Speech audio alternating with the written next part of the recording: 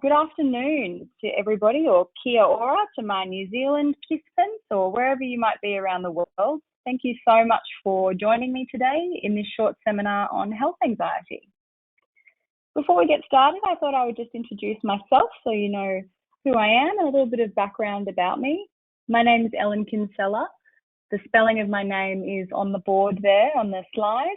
And I'm one of Benestar's organisational development consultants, and I'm based in sunny Queensland, Australia.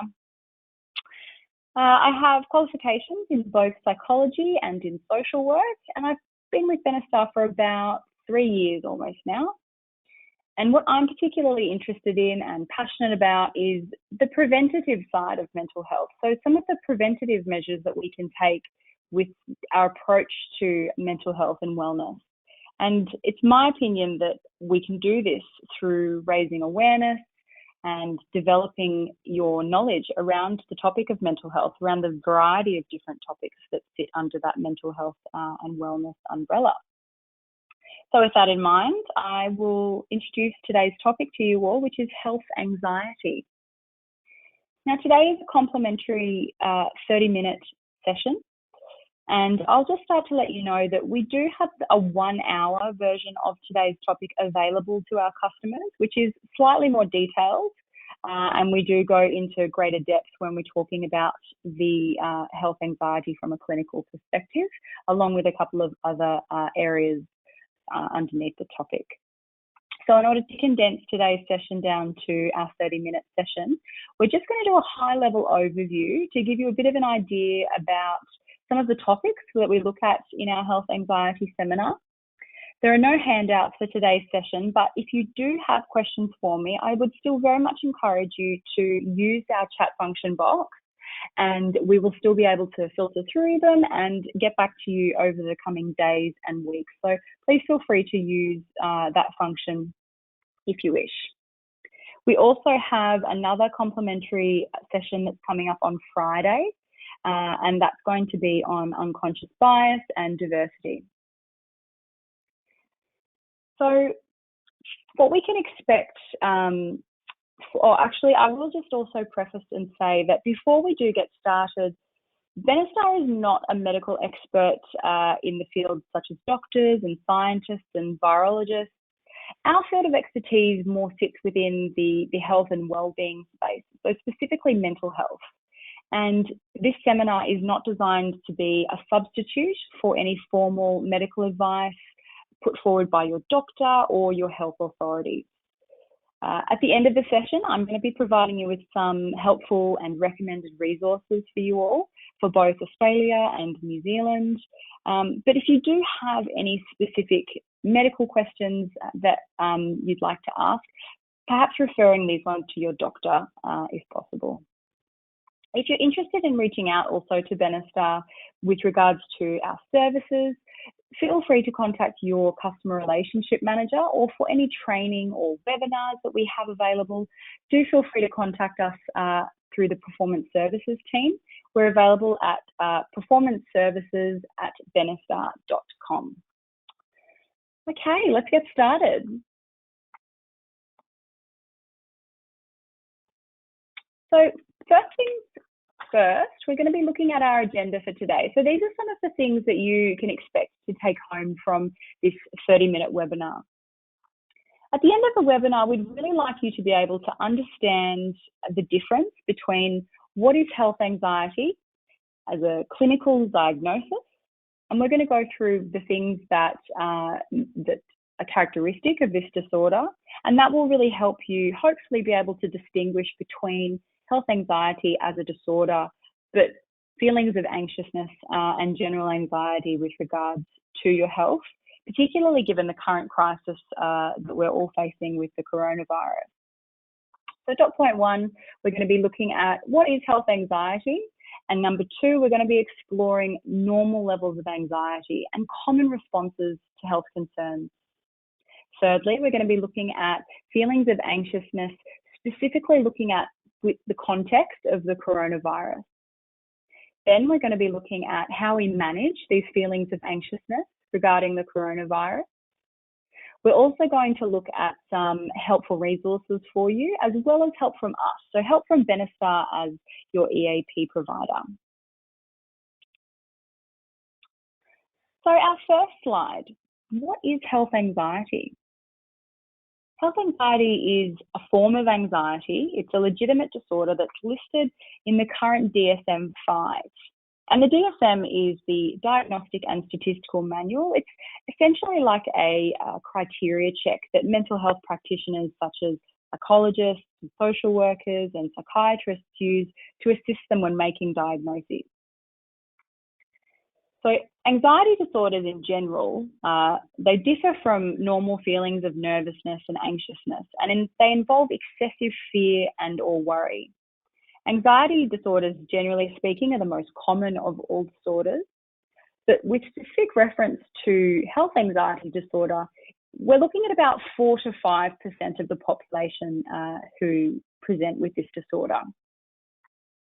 In the DSM, it's referred to interchangeably as illness anxiety disorder, or IAD. And prior to that, it was referred to as hypochondriasis or hypochondria. You may have heard the word hypochondriac, and this is where that originates from. In the extended version of this seminar, we do break down more specific criteria that people are required to meet in order to be given a diagnosis of health anxiety disorder or illness anxiety disorder. But for the purpose of today's short seminar, I'd really just like to highlight 2 key characteristics and share these with you. The first and probably most characteristic symptom of anxiety disorder or illness anxiety disorder is the disabling impact with which this heightened level of anxiety has on an individual. And we can see in that last dot point there, so it impacts one's ability to work and or study. So people are no longer able to engage in their academic commitments or their work commitments based on this, crippling anxiety that they're experiencing. They're unable to make and maintain their relationships with their friends and family, again, because of the anxiety that they feel specifically regarding their health.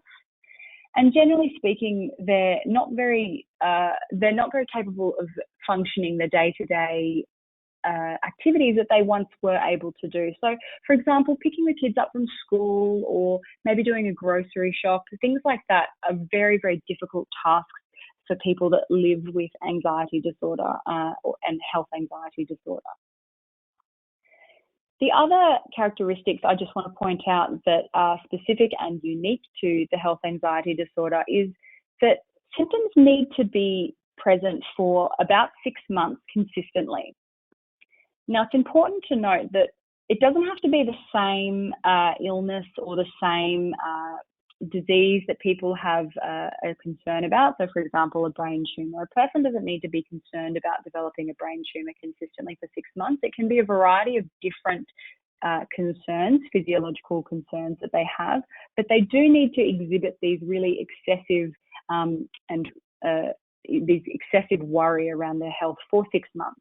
So it's important just to keep that in the back of our mind when we're maybe considering some of these signs and symptoms in the context of the coronavirus, because the coronavirus is still something that's quite novel and quite new. And finally, in order to make a diagnosis of illness anxiety disorder or health anxiety disorder, it needs to be, some conditions may need to be ruled out first. So if your symptoms are not better explained by another mental disorder, so for example, obsessive compulsive disorder, particularly we see people who present with compulsive and excessive hand washing or avoiding touching unclean surfaces. So if your behaviour and symptomology is better categorised by a different disorder, we need to rule that out first in order to make a diagnosis. So now that we've got a bit of an understanding about what, clinically speaking, illness anxiety disorder presents as, we want to have a look at how much worry is normal for everybody. And it's going to vary from person to person, of course. But the key thing we're going to be focusing on here is it's very normal for us all to be feeling anxious at any given time. It's it's a natural thing. It stops us from taking risks and doing silly things, and we tend to err on the side of caution as a result of feeling anxious. And your body is designed to send you signals when something isn't functioning quite the way it should. And we see this when we experience symptoms like fevers and sore throats and aches and pains and lumps and bumps. So your body is letting you know that your immune system has found something foreign and it's doing its best to recover. So while your body is sending you signs that it's unwell, it's very normal to feel concerned. So I just really want to normalize that experience for a moment for all of us. And this concern is generally what prompts us to go to the doctors or have some tests, or maybe learn ways in which we can manage or alter our lifestyle and behaviours to improve our health. So we're fortunate enough to live in a modern world where medical professionals and new research is more available to us than ever before. We're able to Google our symptoms at the click of a button, and a whole range of illnesses and disorders will pop up. And while it's incredibly helpful that we have this fantastic platform of being able to Google symptoms, it can sometimes be a bit of a hindrance to us, and it can certainly increase our sense of anxiety and our sense of worry, as opposed to visiting a doctor or a professional health practitioner. And our general awareness and practices around health and hygiene is now overall better. We have also got an ageing society. So given the fact that we have this ageing society, which is absolutely brilliant, people are living longer than ever. As a result of that, generally speaking, people are going to be more likely to develop some of the chronic illnesses that we see today. And of course, that's going to as well increase our level of anxiety and our worry, maybe for our loved ones. Our ability to travel is easier than ever, and we can certainly see this as both a blessing, of course, but in the context of our health and the spreading of different viruses, we've seen that absolutely very recently with the coronavirus, the idea that travel is one of the causes that's made this virus spread so vastly. It's important to note, though, the key difference with how much, keeping in mind all of these things in context, we've got our Google, we've got our aging population, our ability to travel, our research is better than ever before. Keeping in the context of all of these things that are available to us, it's very normal that we're going to be experiencing heightened levels of anxiety. But these levels of anxiety do not impact fundamental aspects of your life, generally speaking. So it's unlikely that these feelings of anxiousness are going to impact maybe your social life or your ability to work or study and your general day-to-day. So that's the key distinction I'd really like to make for you, is these feelings of anxiety and concern that we're all prone to experience is very, very normal. And it's a protective mechanism. And given the context of the world we live in, it's likely that you'll experience that. But the important distinction to make there is that it's not going to impact your social life or your study or your general functionality. So now that we have a bit of an understanding between the differences, I'd like to draw your attention to specifically feelings of anxiousness with regards to the current COVID-19 outbreak. As the situation relating to the coronavirus unfolds, we're seeing daily news reports, we're seeing travel restrictions and bans and concerns for your own health and well-being and that of your loved ones. It's likely that we're going to experience a wide range of thoughts and feelings and reactions. And that's what we're going to go through now, just so that we can really normalize that experience for everybody.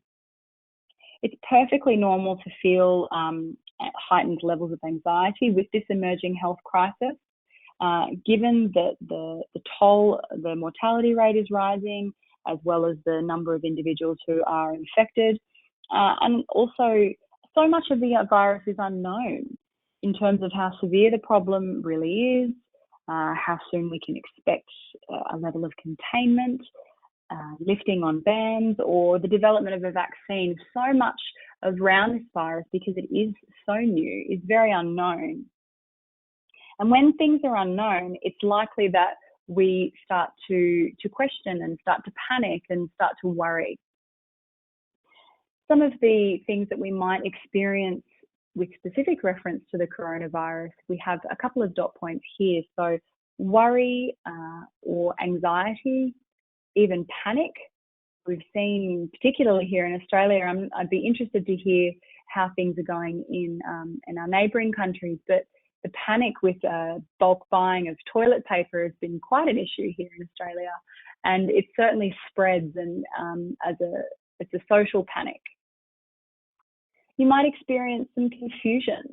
A lot of us are receiving mixed messages from different platforms and different individuals putting forward their opinion and their advice. Some of it can be quite conflicting, of course, which is going to arise in a certain level of confusion. You might experience anger or frustration or even helplessness.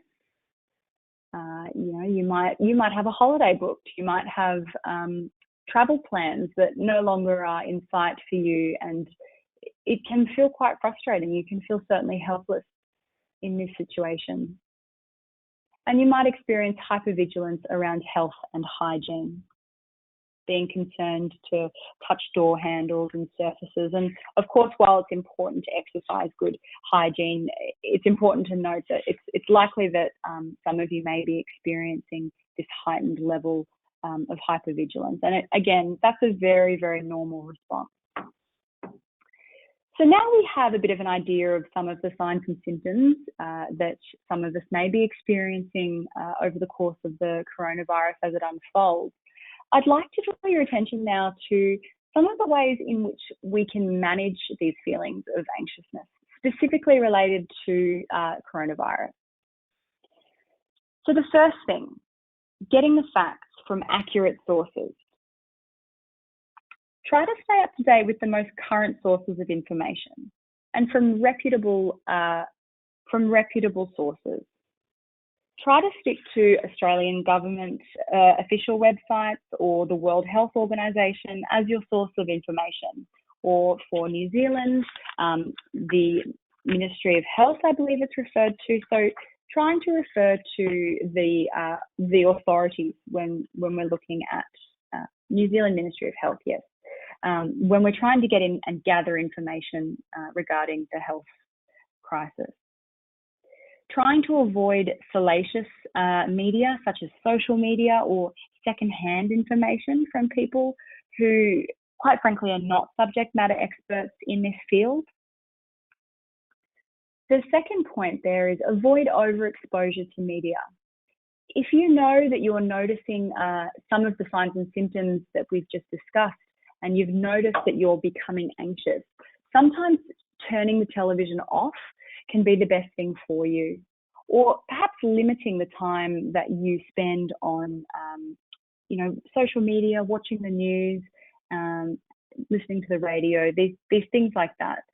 Even just reducing your exposure can serve you quite well if you're somebody who is experiencing heightened levels of anxiety with regards to the coronavirus. Dot point 3, maintain a level of perspective. We know that there are certain groups of people who are more at risk with the virus than others, so keeping that in mind. And we also know that practicing good hygiene and following the instructions of our health officials is the best way to avoid becoming exposed to the virus. And it's important as well to acknowledge that while, of course, it's very, very serious and we're all acknowledging the rates of those infected and sadly those who have lost their lives due to the coronavirus, we do need to keep the perspective of people who have made a full recovery and who are likely to make a full recovery if they do develop the virus. Number 4, trusting in your experts. So avoiding treating media personalities such as morning TV show hosts and radio hosts and celebrities as sources of truth. We should feel confident in our scientists, in our doctors, in our medical professionals, that they're doing everything that they can. And we need to make sure that we're listening to the advice that they provide and any recommendations that they put forward. Number 6, practice good hygiene. Adopting healthy hygiene habits such as washing your hands with soap and water for at least 20 seconds. So some people say if you sing the happy birthday song twice, that's usually the right amount of time with regards to hand washing. But also, avoiding touching your face or nose or eyes if you have been in contact with unsanitized surfaces. Using hand sanitizer where possible if you don't have access to hot water and soap. Coughing into your elbow. These are all some of the good hygiene practices which we can all do to do our part.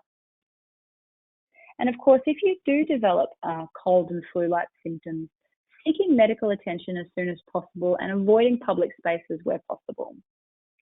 Being courteous to your local doctor is another recommendation that we've received. So calling ahead and letting them know why you're coming in. They might have their own processes in place with regards to where you have travelled or any instances where you may have contracted the virus. So just cooperating where you can, being courteous where you can, and practicing good hygiene. Number 7, stay calm and stay healthy. So ensuring that you're managing your stress as best you can. We know that prolonged stress can have a huge impact on our physical and our psychological well-being. And one of the ways in which this can manifest is our immunity can become compromised. So it's in our best interests at this point in time to stay calm and really manage our stress. And we might do this through breathing exercises, through grounding, through health and fitness. There's whatever works for you, whatever you know is good for you. Utilize those tools that you have, and making sure you're getting enough sleep, making sure that you're getting the appropriate nutrition, maybe upping some of your vitamins, maybe making sure you're getting a bit of vitamin C and things that we know are helpful with boosting our immunity. 8, staying connected. Connecting with people around us improves our level of resilience. We know that relationships are actually the number one factor when we look at people's resilience. So maintaining levels of social connectedness is something we absolutely encourage. However, we are also trying to practice good social distancing and isolation during this time, but nothing stopping us from sending a text and making a phone call to our friends and loved ones to stay connected with them. It's very, very important that we do that. And the last dot point there is seeking additional support. So if you find yourself feeling overwhelmed by anxiety or concern with your health, seeking guidance, specifically if it's in regards to your mental health and well-being, Benestar can certainly help support you through that. We have our My Coach service for employees, and we have a very large and very skilled and qualified range of clinicians who can support you through that. We also have the My Coach for People Leaders service. So for those of you who are in people leading positions and positions of management who are struggling to maybe with large teams that you work with, if you need to maybe debrief or discuss any concerns that you have with a clinician, we offer that service as well. So that's My Coach for People Leaders. And of course, if there are any physiological concerns that you're experiencing, I'd strongly recommend seeking the guidance of your medical practitioner, so going to your GP. The next slide we're going to look at is some helpful resources for you. Now, for each of you who might be in different countries, these might look different. So I've just got a couple on the board here for you. So we've got the Australian Government Department of Health website. That's https www.health.gov.au. And then we've also got the New Zealand Ministry of Health, as I mentioned before, for our friends in New Zealand. And we also have the World Health Organization generally across the globe that we can all look to for helpful resources and advice as the coronavirus evolves. So just a quick slide with regards to Benestar. As I mentioned earlier, we do have our My Coach service that supports your entire work, health and life journey. It's important to note that it's not just work concerns. We can absolutely support you in all areas of your life and health and well-being. It's a confidential and non-judgmental service, and you can find us for face-to-face appointments, telephone, live chat, video and online. We're available every day, and of course it's a free service that is available to yourself and your eligible family members. And finally, where you can find us. So you can visit us on our website there in the middle, www.benestar.com. You can contact us on our call centre, 1300 360 364 for Australia, or for New Zealand, 0800 360 364. We also have a wonderful app called our BeniHub app, and here you can find a tremendous amount of really great free and useful resources and tools with regards to health and well-being. We've got some guided meditations on there, so it's a very, very good source, a good resource for you all if you're looking to find some more information with regards to your health and well-being.